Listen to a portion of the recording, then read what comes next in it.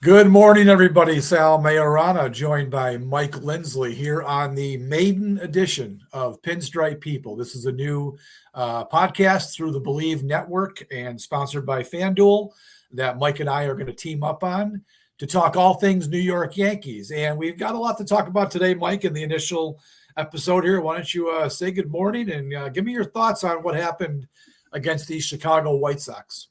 Yeah, Sal, great to be with you. Obviously, you wake right up and start talking sports, so that's a good thing for me. It feels like the Open Championship, when you wake up and just start watching golf when it's on at like 5 a.m. or whatever.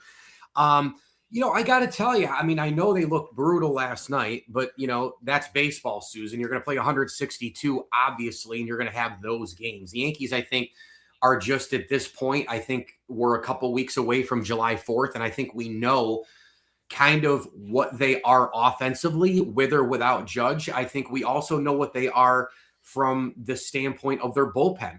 They're either a all in and they look dominant and you're like, okay, this is a pennant winning team because they can score enough. Sometimes they score 8 or 9. And then the bullpen, you can get whether it's Doval or it's Bednar or it's Hill or it's someone else or it's Cruz. They come right out and it's 4 or 5 shutout innings back-to-back nights. Or you get what happened last night with Doval, a guy I can never trust. You get Bednar, who's a mid-market guy in a big-time city where every game matters, remember, in New York, to the fan base. The fan base in San Francisco, Pittsburgh, they might be a little lackadaisical. No disrespect to those trademark NL franchises, but it's not New York with this on you every single game, which is something as a GM that I would think about a little bit more, by the way. So I feel like if you're not going to get that complete shutdown on the bullpen and you're not going to get 4 to 7 runs where they all kind of start to really feel the order led by guys like Rice and Goldschmidt and Bellinger, you're in trouble. And that's where the postseason comes into play for me with this team, because runners in scoring position has been their Achilles heel. And the bullpen, they go in usually one of the best in baseball, and then they end up getting taxed. But for the here and now, for the regular season, for what this was, you had a hot, overachieving White Sox team in a bad AL coming in, bombing the ball out of the ballpark. And for the most part, the Yankees neutralized them, and they won a series. And as Joe Torre used to say, whether you're climbing up to get to 500 or you're looking to put people in the past, in the distance, like Secretariat and 73, so to speak, on my back wall there, you keep winning series, and that's what they did. Yeah, that's exactly what they did. Chicago came into this thing playing pretty well, right? I mean, they're one of the surprise teams in baseball this season. I don't think anybody saw. Everyone knew they weren't going to lose 100 games for the 4th year in a row, but nobody saw them leading the AL Central coming into the series. I don't think they are anymore. I think Cleveland might have gone back on top. But yeah, this was a good team coming in here. They play really well at home. They haven't really played that well on the road, and we saw that in the first 2 games. The Yankees just pummeled them for double digits both nights. Let's talk about last night, and then we can go back to the 2 wins they had Tuesday and Wednesday. It was nice to see Ryan Weathers pitch as well as he did, because his previous 3 outings, Mike, he was lousy. He gave up at least 5 runs in all 3, and you were starting to think, and we've already, I think we've already known that once this rotation gets whole, which means Max Fried returns from the injured list, someone's going to the bullpen. And I've always thought it's going to be Ryan Weathers, because Will Warren has established himself as a starting pitcher. He's, in 2024, it didn't go well, but he was out there for 8 or 9 turns. And then last year took the ball every 5th day and had a pretty good season under the radar. So he's built up to be a starting pitcher. Ryan Weathers has never thrown more than 93 innings in any season. So he's already just about there. He's pretty close if he's not already there. So I got to believe that he's going to go to the bullpen. But it was nice to see him pitch as well as he did last night. Breaking ball was really working well. The kid throws 96, 97. So a nice night for him. Unfortunately, which has been the thing all year, he gets 0 run support. I think he's bottom 5 in MLB in run support this year, and it happened again last night. What's amazing about that run support thing is when he takes the mound, I almost have the same feeling when Ohtani takes the mound, believe it or not. Because if you look at the Ohtani starts this year, now the other night, 2 nights ago, he gave up 4 and had his ERA rise to 1.47. I mean, fire the guy already. But, with Weathers, it's the same exact thing. It's funny because you watch the at-bats in the beginning of the game, and once you're in the third inning, you're like, oh, no, here we go again. And it seems to be that thing. And I wonder if that gets brought up. I've always wondered that, Sal. I mean, you've been inside a bunch of clubhouses at the major league and minor league level. I've been in a bunch of clubhouses at the major and minor league level. And you wonder if guys talk about that a little bit. They might say to the media here and there with like a quote, like, man, we really got to step up for the boy. We got to be there for our guy. We got to step up for the boys. And that's all kind of BS talk to the media. But you really wonder if they're out like for, cocktails or having a steak dinner, or, they're like texting each other, or they're in the clubhouse doing their crossword puzzles, because we know baseball guys got a lot of downtime. Trust me.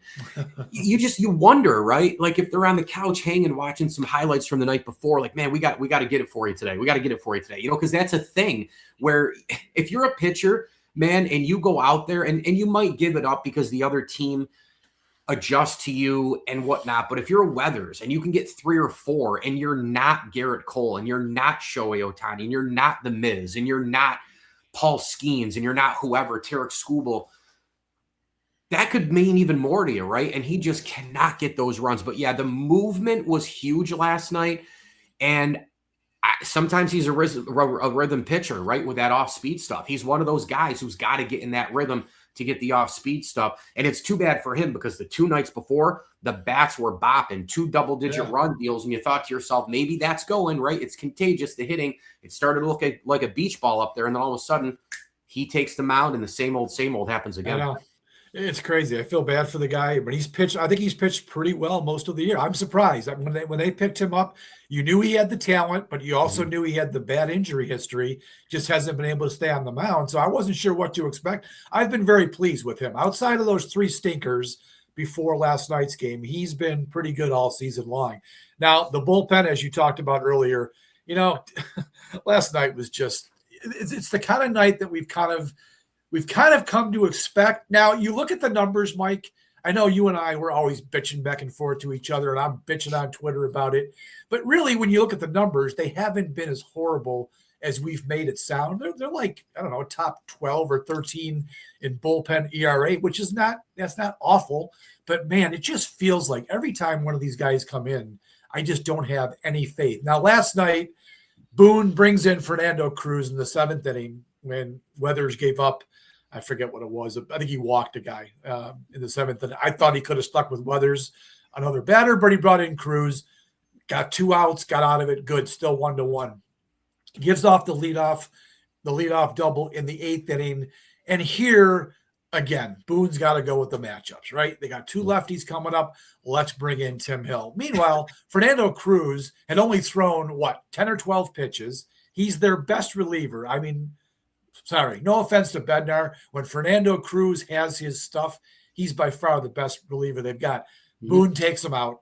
I don't know why just because he's facing a lefty with that splitter, it doesn't matter which way you bat if he's throwing it the way he can throw it. Anyways, he brings in analytics, Tim Hill, who I like. I like Tim Hill. I do. I mean, he's kind of been my favorite reliever because of who he is and what he's done. He plunks the first 2 guys. I know. Gets the strikeout, but then here we go. Camilo Doval.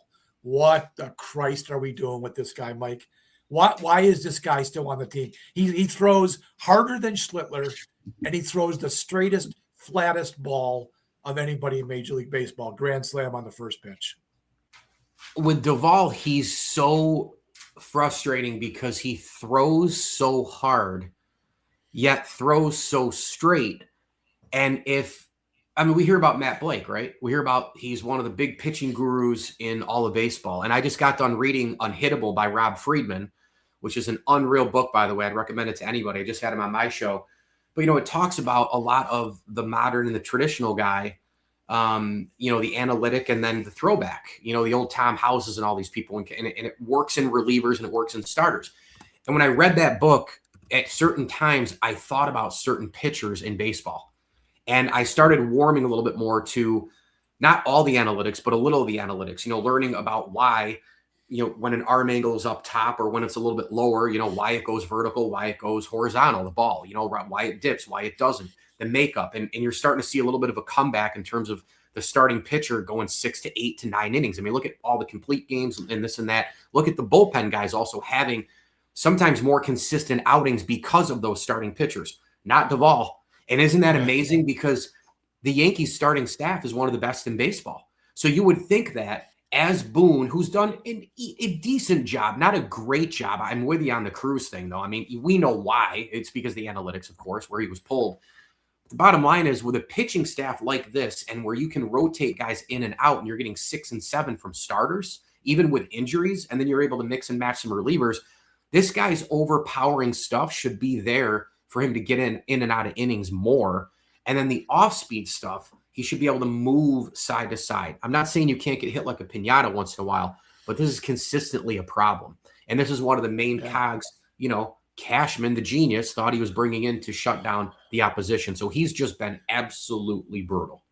It's horrible. And Mike, when they got him last year at the trade deadline, he was the guy I was most excited about. I mean, Bednar in 2025, if you remember, early in the year got sent to the minors because he was getting killed down in Pittsburgh. So I knew he had turned it around. I was reasonably happy with that one. They brought in Jake Bird, who at the time, he also got off. He got off to a great start. He slowed down midway. I thought that was a good pickup, but Doval was the one I was actually excited about. This guy led the National League in saves in 23 with 39. He averages 10.9 strikeouts per 9 innings throughout his career. I think I'm looking at it now, he had 3.09 ERA for the Giants in 2025 before he came to the Yankees. This was the guy that I was excited about. I'm thinking they finally have a high velocity guy that they can turn to at the end of the games. And he's turned out to be an absolute turd. I mean, it's just, he can't beat Mike. I'm telling you right now, I don't know what they're going to do at the trade deadline.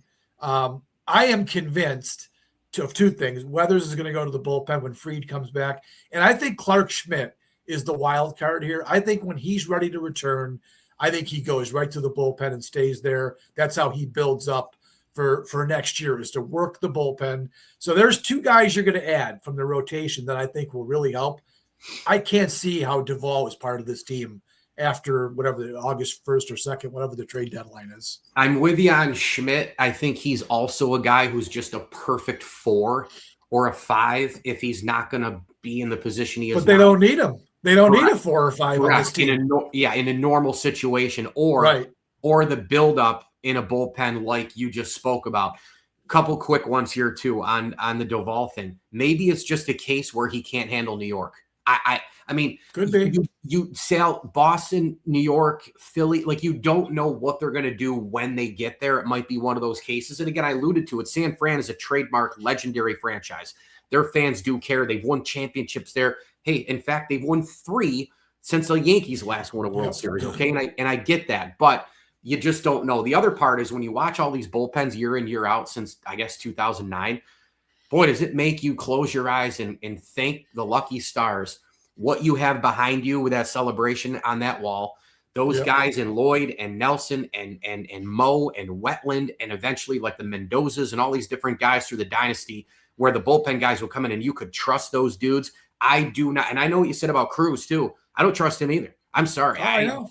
It's a roller coaster ride all the time. There's no gray area with him. He's either really good or he's really bad. That's right. You got to hope that you get more goods than bads in his outings.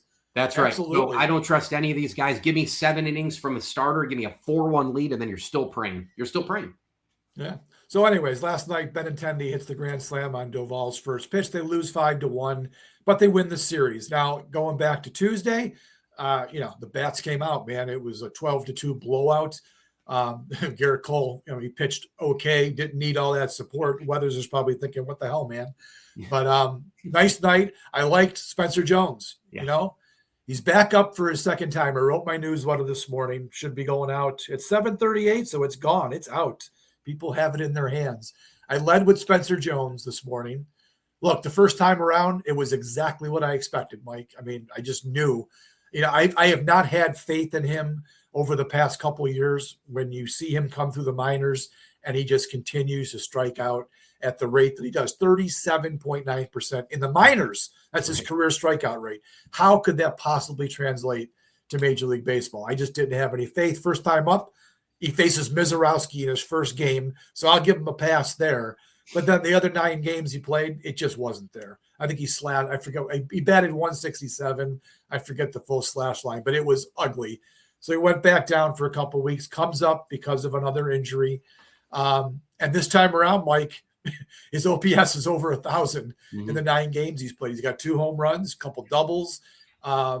He's looking more like the player the Yankees have always believed he can be. I mean, let's face it, he's 25 years old, and they refuse to give up on him because they know, A, he's a great athlete who can play defense, and B, if the stroke ever can be consistent, he could be a 40 home run guy in Major League Baseball. So that's why he still hasn't been traded yet. I don't know what to make of it, Mike, if these 9 games are what it's really going to be, but it was nice to see him launch one Tuesday night, and I felt like all series it looked like his at-bats were a little bit better. What were your thoughts on Spencer Jones? Yeah, I agree with all that. I mean, I think that, first of all, baseball just shows you how hard it is, man, because you see top 5, top 10 picks. Look at all those guys with the Orioles that have struggled so much. I mean, they've had a ton of top 5, top 10 picks, the Kausers and the Rutschmans and all these different guys and Gunnar Henderson, and you see these guys going up and down in terms of their averages and struggling. And there's a host of others that this happens to. And then you see kind of the resurgence and, that guy was a number 3 overall pick. You know why? Because baseball's pretty darn hard. So that happens a lot. But yes, the thing I'm hoping is maybe one of these guys can actually be the dude as a couple other guys are aging. Sal, Judge is 34. Stanton's on this roster another year. He's ancient, and he's been blocking the roster for years. Bellinger's playing well this year, but he's older. Goldschmidt's older. There are a lot of guys. The clock has gone whoop like that on this team. Spencer Jones, maybe I don't know, get a prospect right finally. Maybe get 2 or 3 right, God forbid. We go back to 2017, and all those guys, nobody panned out except for Judge. Nobody. Everybody else didn't pan out. Sanchez didn't pan out. Greg Bird didn't pan out. Severino didn't pan out. Like, this team doesn't know ceiling floor for prospects to save itself. It'd be nice to see it. He looks like a really good kid, good grounded kid, and he works at it. That's what you hear. But yeah, that was a good sign there. And they need somebody like that. And God almighty, we've been hearing about Jason Dominguez for 8 years now. So let's see if Spencer Jones can be a dude for this team. I can't stand his batting stance. I don't know how it works for him. He just looks so awkward. It looks uncomfortable. And I'm no hitting coach, Mike. I mean, I'm obviously, right? They know more than we do. But it just looks like there's just too much involved there for him to get into a good hitting position. I wish there was some way that they could simplify his swing. And, you see it with the stupid helmet coming off every swing. He just swings too hard. Right. I mean, I understand you're trying to swing hard and kill the ball. I looked it up on Savant. He's averaging, his swing speed is 77.9%. He's in the 99th percentile in swing speed. This is why he strikes out so much. And yeah, when he hits it, it goes 500 feet. But it just looks like his whole process. There's got to be a way. And I think in spring training, I think I remember reading that they did tinker with it, and they tried to get him more into a Judge. I mean, it doesn't look like Judge. Judge is a little bit different, but They were sort of trying to emulate what Judge does. But I don't know, the way he starts so open, then he comes and he moves. It's just too much. I just wish they'd simplify his swing. Yeah, I think the Yankees, depending on the player, they've also messed up a lot of swings, right? They've taught the launch angle, and they messed up. I know Gleyber Torres was a head case, but they were trying to get him to do things that he really couldn't do. He goes to Detroit, seemed a little bit more settled in. So I would say so. Yeah, the potential is there, but Sal, let's face it. The window for this player is within the next year or two.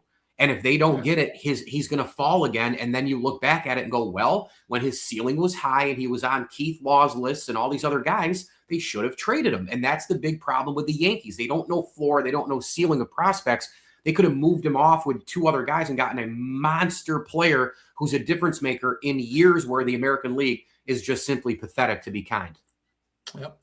Hey, folks, the show is sponsored by FanDuel, and I'm going to the Yankees game tonight, Mike. I'm driving down. As soon as we turn off the recorder, I'm going to drive to Poughkeepsie to where my son lives, and we're going to get on the train from there and go to Yankee Stadium. They're playing the Reds tonight, and as I look at the odds today, the Yankees are minus 270 in this game to beat the Reds. So that looks about right to me. Reds have not played very well. Tito Francona great manager, but after making the playoffs last season in his first year out of retirement, hasn't gone well. They're in last place in the NL Central. So I'm hoping we can get a Yankees win tonight. I get Cam Schlittler, which was very nice. Of course, whenever you're going to a Yankees game, right, you start looking 5 or 6 days out to see what the rotation is going to look like. So I knew last week at some point, I said, it looks like if nothing happens here, no rainouts, it's going to be Schlittler. So we're pretty excited about that. All right, let's go back to Tuesday night or Wednesday night's game. Carlos Rodon wasn't his best outing. He grinded it out for 6 innings. The White Sox helped him out a little bit too. I don't think they really played very well that night, except for Colson Montgomery, who, Jesus, killed the Yankees in this series. That was the only mistake Rodon made. He served up a 3-run homer when it was 4-0 and made it a game a little while, but he recovered from that and he got him through 5 innings. And, at some point, I forget what inning it was. I think it was the 5th inning. The Yankees ended up blowing him out. They're blowing the game open to give Rodon the ability to sit down after the 5 innings. Not a bad outing for him. He came off that injury, Mike, a little slow at the start, which I expected. But, however, I'll say this. Garrett Cole came off of Tommy John. I thought he would struggle early, and he was great right away. So, Rodon, I think, is starting to find his groove. I think he's made, I want to say it's 5 or 6 starts now since he came off the IL. What did you think of his outing the other night? Yeah, better. I mean, the thing with Rodon, Sal, is he kind of is what he is at this point, right? Like 3 buttons undone, sweats more than any athlete in history. He's going to do not more than Chapman, Mike. He doesn't sweat more than Chapman. True. Have the Yankees apologized to him yet, by the way? Oh, no, they have not, as far as I can tell. What a joke. What a dummy. Another one of my most hated athletes of all time, by the way. Man, absolutely. Everybody I do have a small soft spot in my heart for him. Of course. Because, as you know, I am also a Cubs fan in the National League.